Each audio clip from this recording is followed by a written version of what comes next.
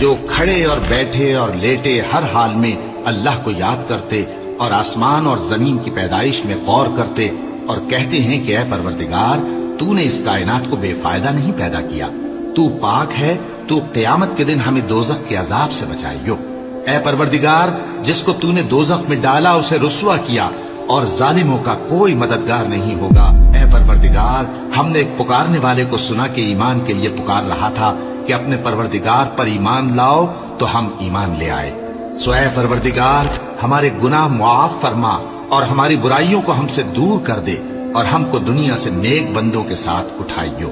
اے پروردگار تو نے جن جن چیزوں کے ہم سے اپنے پیغمبروں کے واسطے سے وعدے کیے ہیں وہ ہمیں عطا فرما اور قیامت کے دن ہمیں رسوا نہ کیجیو۔ کچھ شک نہیں کہ تو خلاف وعدہ نہیں کرے گا۔